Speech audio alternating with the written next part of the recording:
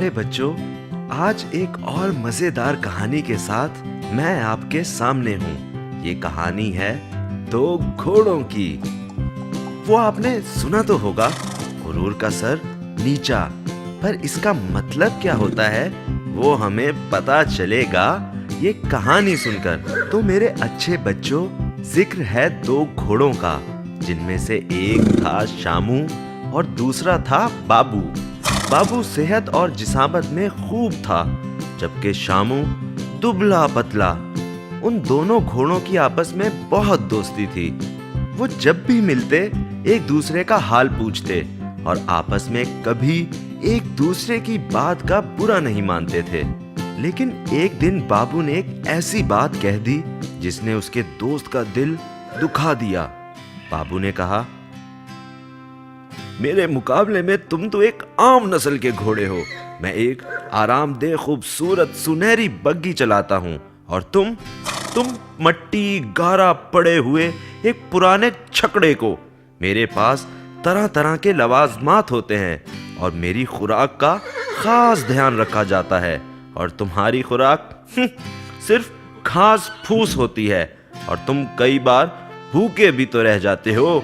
अब तुम मुझे देखो, ये देखो, मेरी टांगे कितनी खूबसूरत और मजबूत हैं और मेरे खुर कितनी महारत से काटे हुए हैं।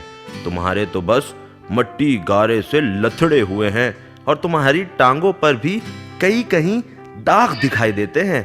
तुमने मेरी गर्दन देखी है, खूबसूरत और मुलायम, बिल्कुल एक बड़ी बत्तख की खूबसूरत गर्दन की तरह है कि नहीं? रेशम की तरह चमकती हुई।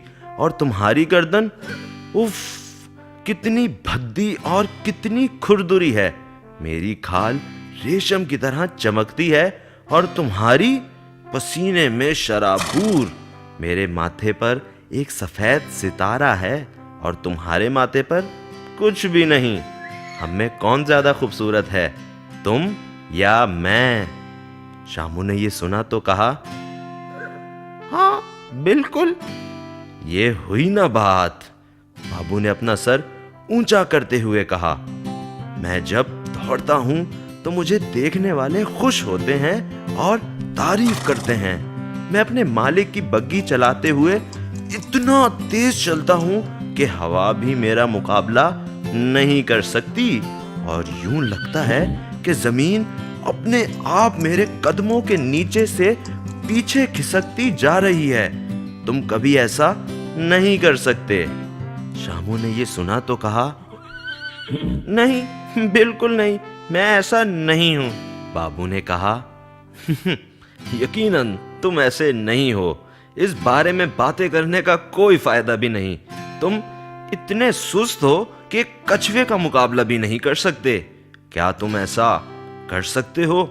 शामू ने कहा, नहीं, कछुए का तो नहीं, लेकिन तुम तो कछुए से कुछ मुख्तलिफ हो। मैं आसानी से तुम्हारा मुकाबला कर सकता हूँ। इस बात पर बाबू को सख्त गुस्सा आ गया। उसने अपने पांव जमीन पर मारे, नथने फुलाए और अपनी दुम अकड़ाकर जोर से हिनहिनाया। बहुत खूब, वो बोला, अगर यही बात है तो हम देखते हैं कि कौन किससे आगे निकलता है और दूसरे को हराता है। वो दोनों इसी वक्त वहीं पर मुकाबले के लिए मुत्तफिक हो गए।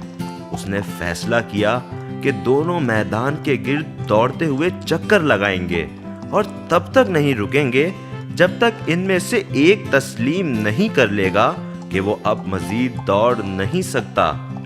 बाबू हिनहिनाया, एक जस्त लगाई और सरपट भागने लगा।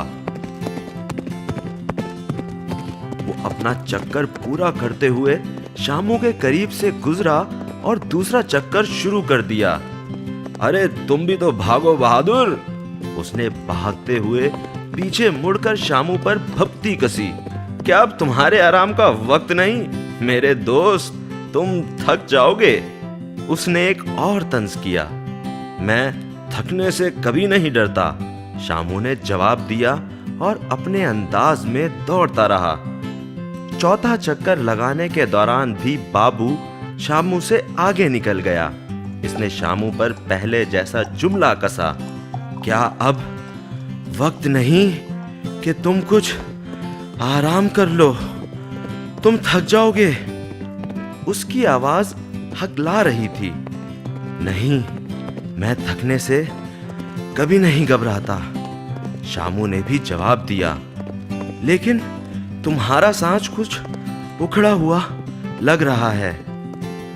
हाँ, क्योंकि मेरे पांव पर चोट लगी है, बाबू ने झूठ बोला और फिर सर पर दौड़ने लगा। 5वें चक्कर में भी वो शामू से आगे था, लेकिन इस बार ना तो उसने कोई जुमला कसा और ना ही पहले की तरह हिनहिनाया। तुम कर्रा क्यों रहे हो मेरे दोस्त?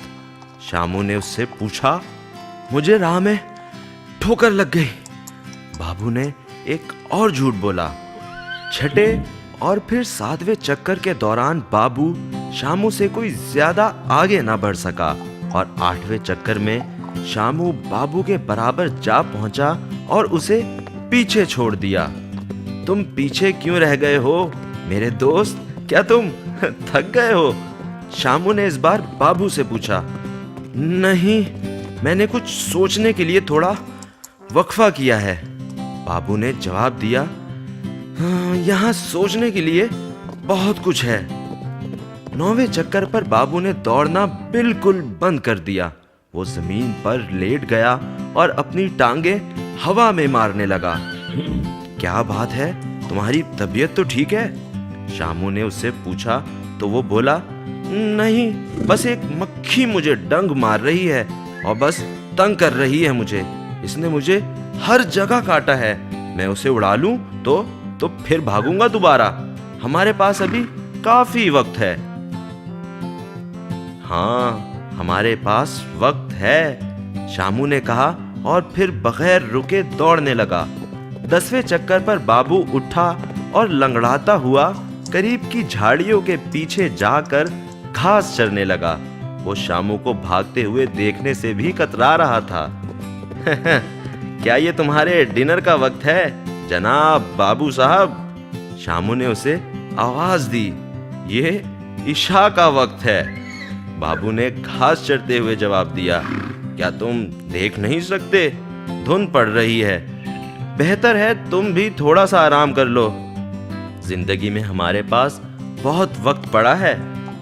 मुझे आराम की जरूरत नहीं, शामू ने कहा।